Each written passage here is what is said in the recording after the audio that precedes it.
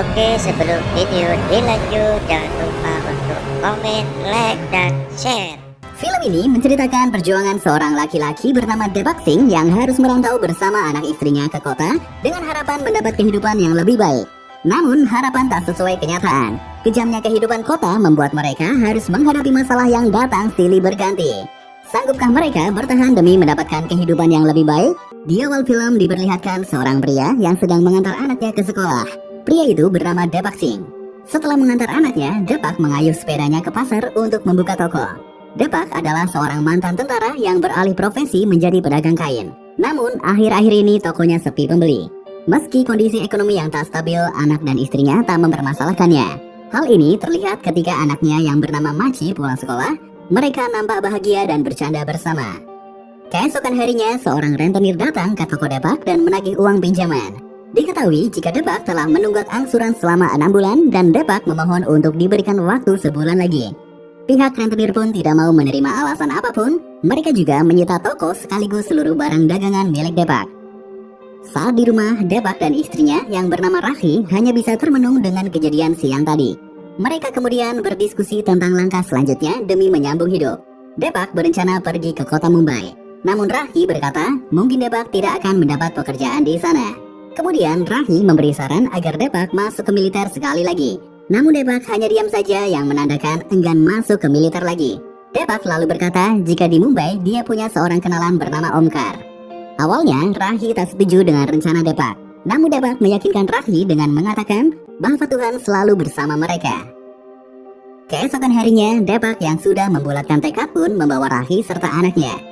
Karena lokasi desa yang jauh dari jalan raya, mereka pun harus berjalan kaki menyusuri bukit.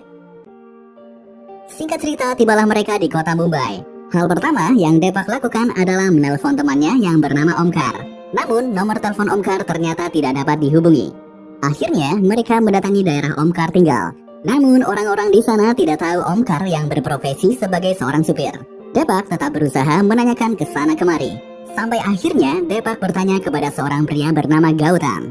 Gautam mengatakan, Dae-Bak tidak akan menemukan temannya jika bermodalkan nama tempatnya saja.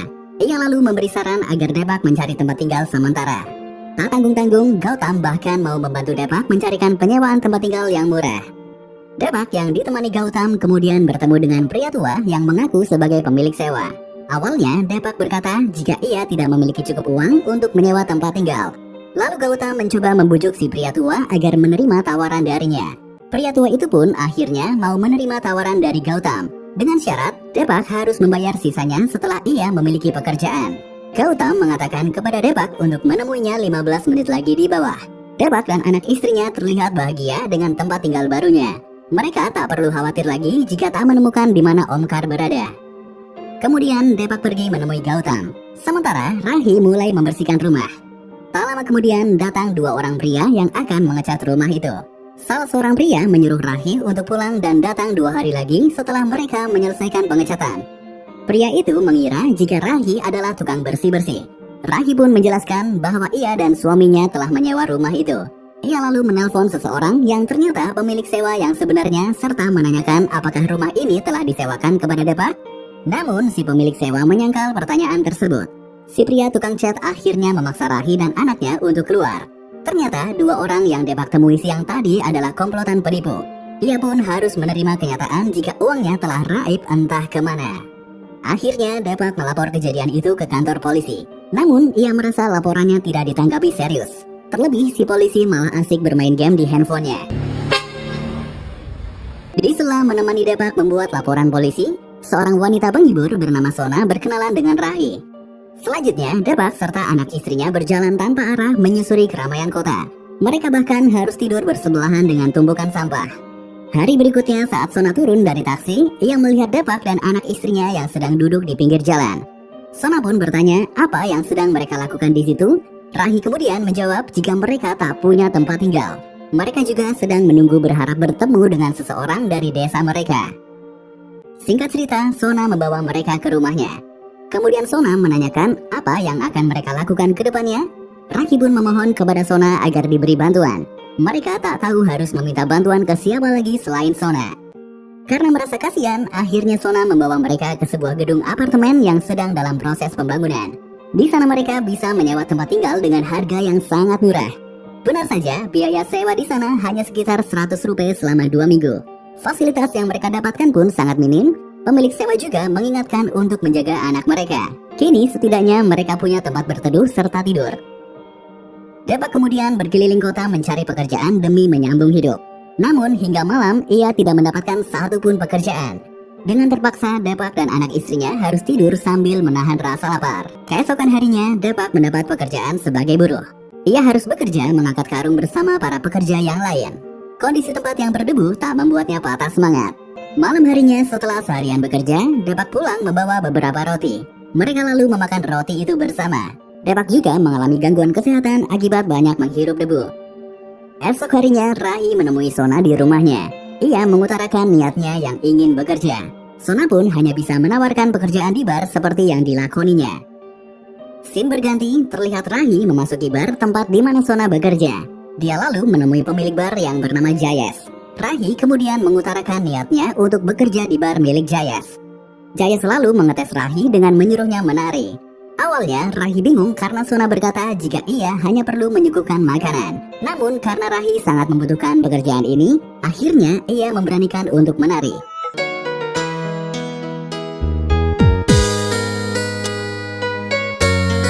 Jayes kemudian memberikan alamat dokter kecantikan dan pembuat kostum, yang menandakan Rahi diterima bekerja.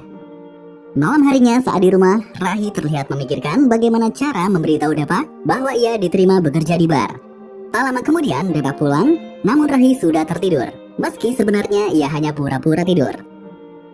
Keesokan paginya, Rahi memberi Depak uang saku. Depak bertanya-tanya dari mana istrinya mendapatkan uang. Rahi pun memberitahu jika ia telah diterima kerja di sebuah bar. Hati siapa yang tak sedih mengetahui istrinya bekerja menghibur pria lain. Depak kemudian berjanji dalam waktu dekat, Rahi tak perlu bekerja di bar lagi. Selanjutnya, Depak mencoba mencari pekerjaan lagi di koran.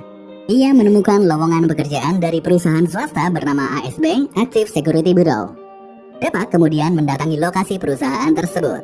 Di sana ternyata sudah banyak pelamar lain yang sedang menunggu giliran dipanggil. Tak lama kemudian, seorang supervisor yang bernama Wisnu keluar dari ruangan untuk melihat-lihat para pelamar kerja. Saat melihat Depak, Wisnu yakin jika Depak adalah orang yang tepat untuk pekerjaan ini. Wisnu kemudian menyuruh Depak masuk ke ruangannya. Di dalam ruangan, Wisnu melontarkan berbagai pertanyaan kepada Depak. Wisnu juga memberitahu jika gaji dari pekerjaan ini sebesar Rp15.000. Namun pekerjaan ini memiliki resiko nyawa sebagai taruhannya. Depak pun setuju dengan gaji Rp15.000 sebulan. Kemudian Wisnu menyuruh Depak untuk datang lagi besok di kantor ASB pukul 8 pagi. Di sisi lain, Rahi yang sedang berdandan tak kuasa menahan tangis. Bisa dibilang pekerjaan ini dianggap kotor, namun semua itu Rahi lakukan demi bertahan hidup. Hari esoknya Depak datang ke kantor ASB pukul 8 sesuai perintah Wisnu. Namun Wisnu mengatakan jika Depak harusnya datang 15 menit lebih awal karena ia harus membuat laporan pagi terlebih dahulu. Kemudian Wisnu memberikan sebuah baju untuk Depak karena ia merasa baju yang dipakai Depak sudah sangat lusuh dan jadul. Selanjutnya Wisnu mengajak Depak untuk bertemu dengan bos perusahaan yang bernama Matre. Mereka lalu memasuki ruangan bos Matre. Di dalam ruangan Depak ditanyai berbagai macam hal. Bos Matre nampaknya kurang menyukai Depak dan beranggapan jika Depak tidak cocok melakukan pekerjaan ini. Wisnu kemudian memberitahu kepada bos Matre jika Depak sangat pandai membuat lelucon. Ia pun menyuruh Depak menceritakan sebuah lelucon kepada bos Matre. Lelucon yang Depak ceritakan ternyata berhasil membuat bos Matre dan seisi ruangan tertawa. Depak pun akhirnya diizinkan bekerja di perusahaan miliknya. Berikutnya, Depak memulai pekerjaannya. Ia mengganti pakaian dengan seragam keamanan serta diberi sebuah pistol untuk pertahanan diri. Perusahaan tempatnya bekerja ternyata adalah perusahaan penyuplai dan pengamanan berangkas para orang kaya. Depak diberitahu jika tugasnya adalah mengantar dan mengambil kembali berangkas yang telah diisi, dan setiap berangkas hanya memiliki 2 kunci. Yang satu dipegang pemilik berangkas dan satunya lagi disimpan di ruangan khusus perusahaan. Wisnu berkata, jika orang yang menemukan berangkas beserta kuncinya adalah orang yang beruntung. Depak kemudian bertanya bagaimana jika berangkasnya dicuri seseorang. Wisnu menjawab, jika terjadi pencurian, maka ruangan khusus akan terkunci otomatis sampai situasi aman terkendali. Ia juga berkata, itulah gunanya mereka melakukan pekerjaan ini, yaitu untuk menghindari kemungkinan berangkas dicuri. Di saat sedang melakukan pekerjaan, ternyata mobil mereka diintai oleh sebuah mobil berwarna putih. Wisnu pun segera memberitahu Depak lewat HT agar ia jangan keluar dulu dari tempatnya. Setelah mobil yang mengintai mereka pergi, mereka kemudian melanjutkan pekerjaannya. Saat menuju lokasi berikutnya, Depak kembali bertanya bagaimana jika ada seseorang yang membuka berangkas secara paksa. Wisnu pun memberitahu jika berangkas itu sudah ditanam sebuah bom. Jika ada orang yang membuka paksa, maka berangkas itu akan meledak bersama dengan orang yang membukanya. Di sisi lain diperlihatkan Rahi yang sedang menitipkan Mahi di tempat penitipan anak. Hal ini dilakukan karena tak mungkin Rahi meninggalkan Mahi sendirian di rumah. Keesokan harinya saat istirahat makan siang, Wisnu meminta tolong kepada Depak untuk menandatangani daftar hadirnya karena ia hendak mengurus bisnisnya yang lain. Depak pun merasa kagum terhadap Wisnu yang memiliki bisnis di luar pekerjaannya yang sekarang. Wisnu kemudian menjelaskan yang dimaksud bisnis lain adalah wanita simpanannya yang bekerja di sebuah bar. Selanjutnya saat Depak bersiap untuk pulang, salah satu seniornya melihat daftar hadir Wisnu yang sudah ditandatangani oleh Depak. Senior itu mengagumi Depak yang beberapa hari kerja namun sudah mendapat kepercayaan Wisnu. Kemudian senior itu mengajak Depak menemui Wisnu yang berada di sebuah klub. Depak pun menerima ajakan senior itu karena merasa tak enak jika menolak. Sesampainya di klub, terlihat Wisnu sedang berdiskusi dengan beberapa orang tak dikenal. Setelahnya Wisnu menghampiri Depak dan teman kerjanya. Mereka lalu berpesta miras bersama-sama.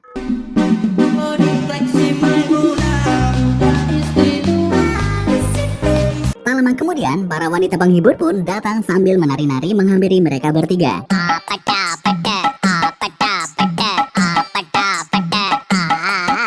Di antara wanita-wanita itu terdapat Rahi yang juga ikut menari.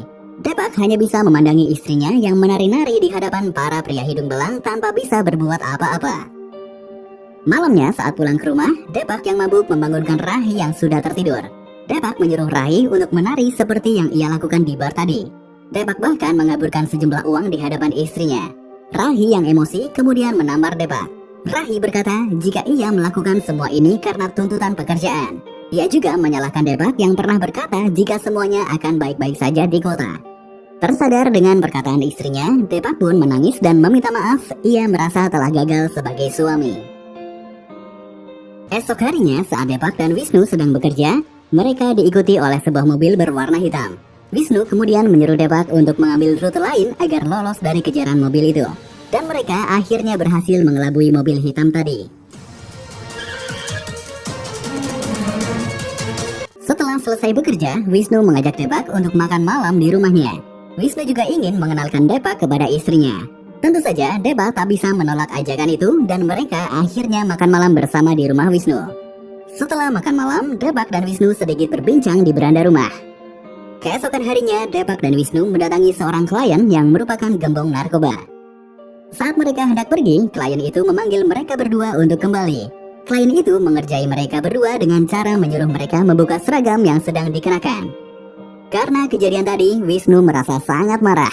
Ia bahkan mengajak Depak untuk kembali dan menghabisi semua orang di sana, lalu mengambil semua harta milik si klien. Depak mencoba menenangkan Wisnu agar tak termakan emosi sesaat. Malam harinya, Wisnu mengajak Depak ke sebuah tempat. Ternyata, Wisnu memberikan sebuah rumah kepada Depak. Tentu saja, Depak sangat senang mendengar hal itu. Ia pun langsung memboyong anak istrinya pindah menuju rumah barunya. Pagi harinya, terlihat kebahagiaan menyertai di keluarga itu. Di momen bahagia itu, Rahi berkata jika ia akan segera keluar dari pekerjaannya setelah Depak memperoleh gaji pertamanya. Scene berganti, terlihat mereka sedang berhenti di pinggir jalan. Wisnu kembali mengingatkan Depak soal kisah rekan kerjanya yang terbunuh karena pekerjaan ini. Saat rekan kerjanya tewas tertembak, para perampok sebenarnya meninggalkan berangkas yang satunya lagi. Dan selama ini Wisnu masih menyimpannya. Depak kemudian bertanya, kenapa tidak dikembalikan saja berangkas itu ke perusahaan? Wisnu menjawab jika semua itu sudah terlambat. Ia juga mengatakan di dalam berangkas itu terdapat uang tunai berjumlah miliaran. Wisnu kemudian memberitahukan maksud yang sebenarnya. Ia ingin mengajak Depak bekerja sama melakukan perampokan palsu dengan tujuan mengambil kunci di ruangan khusus perusahaan saat penjagaan sedang lengah. Tentu saja Depak menolak ajakan itu. Wisnu pun tetap berusaha membujuk Depak agar mau bekerja sama. Ia bahkan menyindir pekerjaan istri Depak yang merupakan seorang wanita penghibur di bar. Mendengar hal itu tentu saja membuat Depak seketika marah. Wisnu juga memberitahu jika berangkasnya ia simpan di rumah yang Depak tinggali. Depak pun merasa jika ia telah dijebak oleh Wisnu. Namun, Wisnu menolak jika ia telah menjebak Depak hingga akhirnya mereka berdua pun berkelahi. Setelah berkelahi, Wisnu mendekati Depak dan memohon kepadanya agar mau bekerja sama. Depak tetap menolak ajakan Wisnu. Namun pada akhirnya Depak mau bekerja sama. Kemudian Wisnu memberitahu skenario yang telah ia buat secara detail. Dan 3 orang yang dulu ia temui di bar ternyata adalah sekelompok preman yang akan membantu Wisnu melakukan perampokan palsu. Ia juga menjamin jika rencananya tidak akan gagal dan tidak akan terjadi hal apa-apa kepada Depak serta anak istrinya. Setelahnya Depak dan Wisnu kembali bekerja. Saat Wisnu hendak menyerahkan berangkas kepada klien, tiba-tiba muncul mobil hitam di hadapan Wisnu. Dan si pengemudi mobil hitam itu langsung menembaki Wisnu yang mana membuatnya tewas di tempat. Karena hal itu, akhirnya Depak melaporkan kejadian tadi kepada bos Matre. Depak kemudian diperintahkan mengantar barang-barang milik Wisnu sesuai aturan yang ada di ASB. Ia juga diskors serta gajinya ditahan atas insiden tersebut. Selanjutnya, Depak mengantarkan barang-barang milik Wisnu ke rumahnya. Istri Wisnu pun menanyakan di mana suaminya, namun Depak hanya terdiam. Kemudian istri Wisnu menanyakan di mana berangkas milik suaminya. Depak berkata jika Wisnu tak pernah bercerita apapun soal berangkas. Selanjutnya terlihat Depak sedang menggeledah seisi rumahnya. Hingga akhirnya ia menemukan tempat berangkas itu disembunyikan. Di sisi lain, Rahi yang sedang bekerja digoda oleh seorang pria dengan sejumlah uang. Merasa dipermainkan, akhirnya Rahi menampar si pria itu. Ia pun melaporkan kejadian itu ke bosnya. Namun bosnya seolah tak peduli. Rahi kemudian resign serta meminta bayarannya dan pergi dari bar itu. Malam harinya, Depak menunjukkan berangkas milik Wisnu kepada istrinya. Ia berkata jika di dalam berangkas terdapat uang berjumlah miliaran rupiah. Depak juga memberitahu jika ia akan mencari cara untuk membuka berangkas itu. Awalnya Rahi tak mau jika Depak melakukan hal yang sangat beresiko. Namun Depak meyakinkan istrinya jika inilah satu-satunya cara agar mereka bisa keluar dari kemiskinan. Keesokan harinya, Depak berjalan memasuki kantor ASB seperti biasa. Petugas di sana tak ada yang menyadari jika Depak sebenarnya sedang diskors. Hingga akhirnya dia bisa memasuki ruangan bos Matre tanpa kendala apapun. Awalnya, Depak hanya meminta gajinya yang ditahan. Namun bos Matre langsung mengusirnya dibantu beberapa petugas. Depak yang melawan kemudian berhasil mengambil pistol salah satu petugas. Ia lalu menyandera bos Matre dan memaksanya membuka ruangan khusus. Bos Matre kemudian berkata jika ia akan memberikan seluruh gaji Depak. Tetapi tujuan Depak yang sebenarnya adalah mengambil kunci berangkas di ruangan itu. Salah seorang petugas berhasil menembak kaki Depak saat ia hendak pergi sambil menyandera bos Matre. Meski kakinya telah tertembak, namun ia masih sanggup melarikan diri ke toilet. Kemudian Depak kabur melalui ventilasi hingga akhirnya ia berhasil naik ke atap gedung. Di atap gedung, ia diberondong beberapa tembakan yang membuatnya tewas di tempat. Scene berganti, terlihat seorang petugas mengantarkan barang-barang milik Depak kepada Rahi. Di antara barang-barang itu terdapat sebuah liontin. Ternyata sebelum memulai aksinya, Depak sempat membeli sebuah liontin yang mana liontin itu nantinya ia gunakan untuk membuat cetakan kunci berangkas. Kemudian Rahi mengambil berangkas yang disembunyikan. Di atas berangkas terdapat sebuah surat dari Depak yang berisi, "Aku akan membawamu kembali ke desa." Scene berikutnya terlihat Rahi dan anaknya pergi menaiki bus. Ia membawa sebuah tas yang di dalamnya terdapat uang dengan jumlah banyak. Ternyata mereka kembali ke rumah di desa asalnya. Di sana Rahi mengingat kenangan bahagia bersama Depak.